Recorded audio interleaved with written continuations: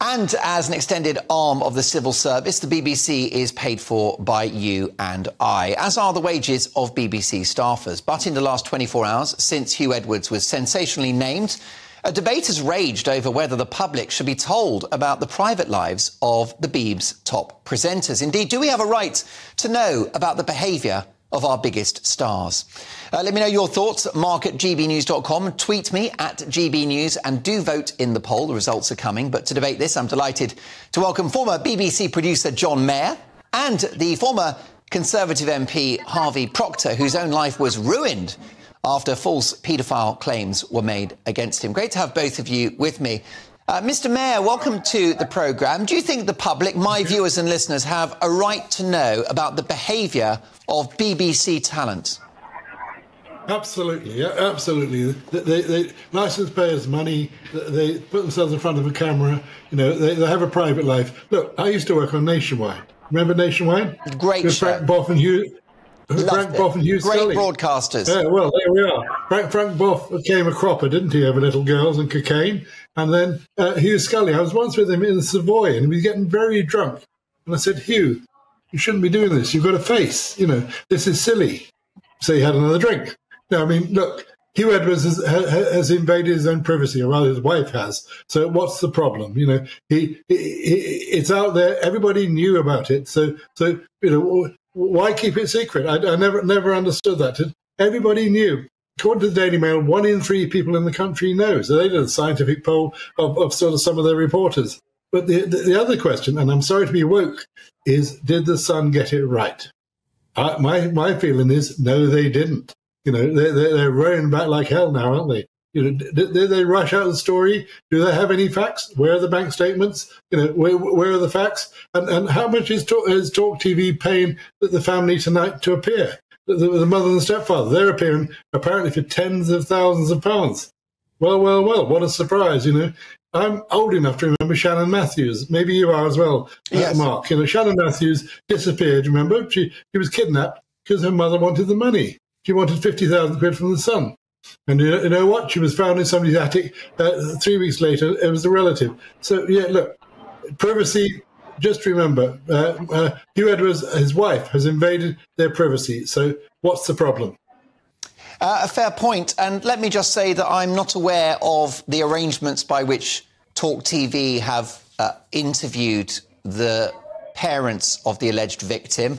What I can confirm is that they were not paid for their initial interview with the Sun newspaper, and when the Sun ran those first allegations. I read it in the Guardian, Mark, and I believe everything I read in the Guardian. I understand that figure has been reported, John. So I'll take your word on that one. Harvey Proctor, do the public have a right to know about the behaviour of publicly funded celebrities? First of all, I should say good evening to you both. Hello. Thank you for inviting me onto your programme this evening. The second thing I should say is that I'm not in the United Kingdom, I'm in Spain, and I'm trying to follow the debate, but sometimes I lose some of your words. So I apologise if I don't follow it exactly precisely, but I hope you're hearing me. I think we could probably rationally divide the argument into 2 parts: criminality and morality.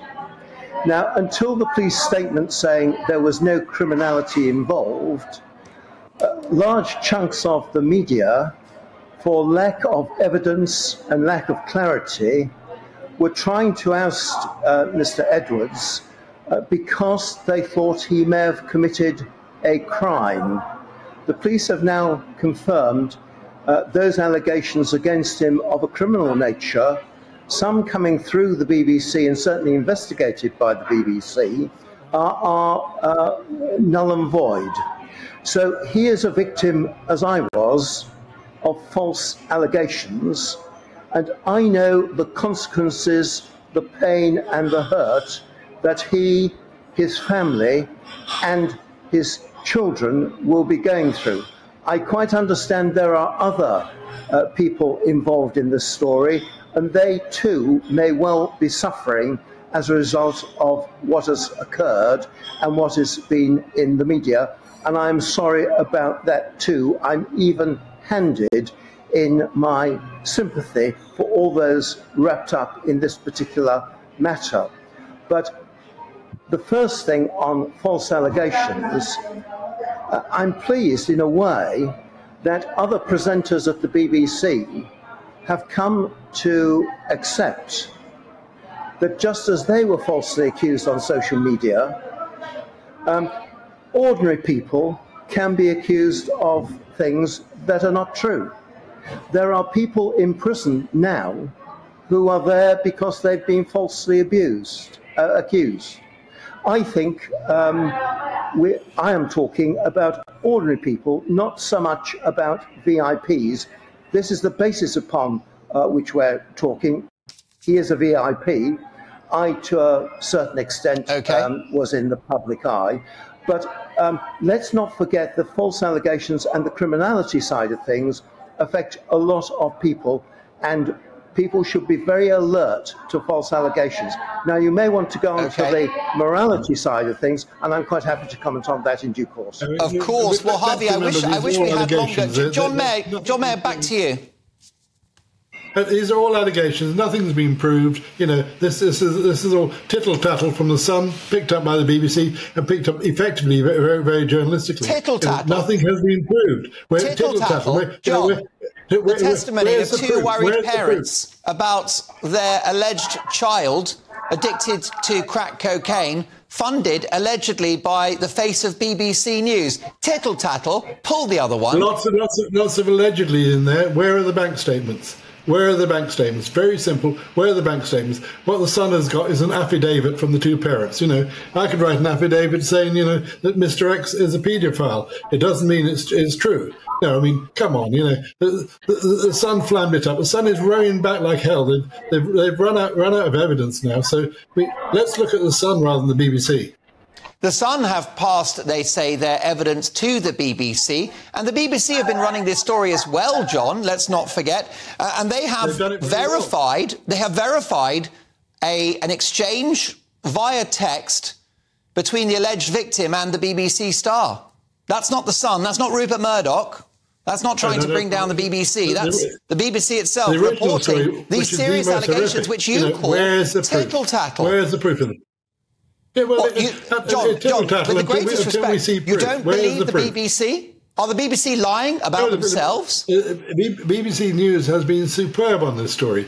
Without fair or favour, they've investigated their own man. Right. I can see nothing wrong with them. BBC management, well, that's another question. But BBC News have been absolutely superb. Maybe they've gone a bit over the top, which is what John Sopel is saying. But, you know, John Sopel would say that, wouldn't he? But the thing to remember, if you're a presenter, is if you become the story, then why is that?